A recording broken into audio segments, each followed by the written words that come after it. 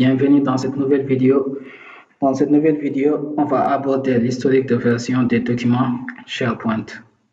L'historique de version des documents, c'est un récapitulatif sur les modifications d'un document SharePoint. Par exemple, ça, c'est un nouveau fichier qu'on vient de charger dans cette bibliothèque de documents. Et pour afficher l'historique de version de ce fichier, on va cliquer sur ce menu contextuel et on clique sur historique de version. Voilà l'historique de version de ce fichier.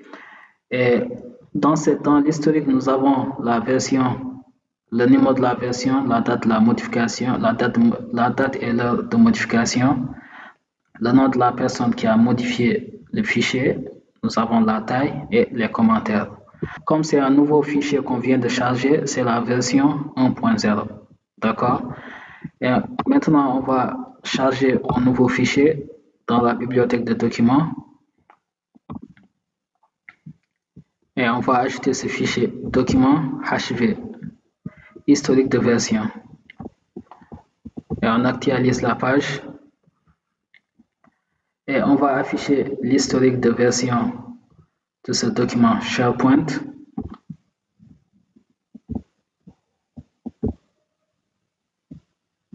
Voilà, ce document aussi, ce fichier a la version 1.0. D'accord?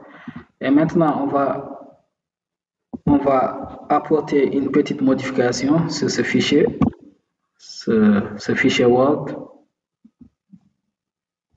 Et je vais ajouter une phrase dans le fichier. J'écris modification du fichier. D'accord? Donc, vous voyez, j'ai apporté une modification dans ce fichier. On va fermer pour enregistrer le fichier. Et maintenant, on va encore afficher, on va vérifier l'historique de version. L'historique de version de ce fichier. Voilà, maintenant on a la version 2.0 parce qu'on vient de modifier le fichier. D'accord? Et la taille a changé, c'est devenu 16,7 kilobits. C'est normal, on a ajouté du texte, donc la taille aussi va changer. Et je vais apporter encore une autre modification dans le fichier, dans le même fichier. Ok, je vais presque écrire la même phrase.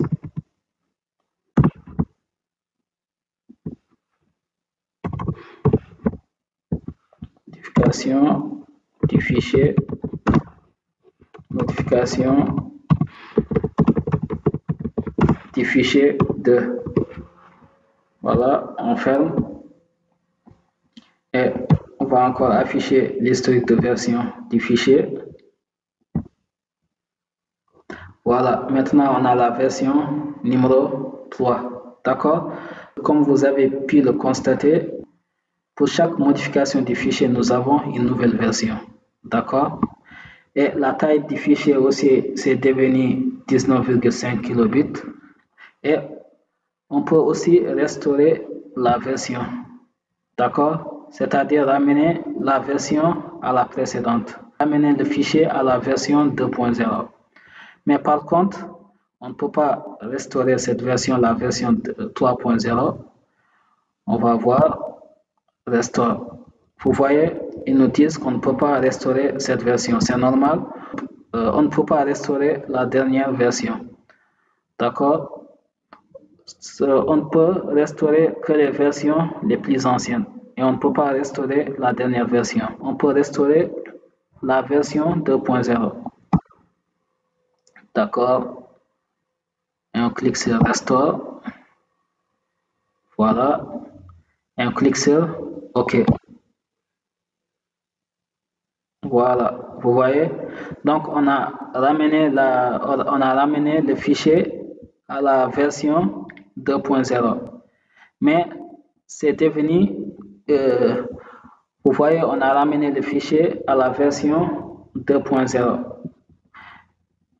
Donc, il va récupérer la taille du fichier 2.0. Donc, même si on change la version, ça va devenir une nouvelle version. C'est normal parce que cette version a aussi modifié le fichier. D'accord?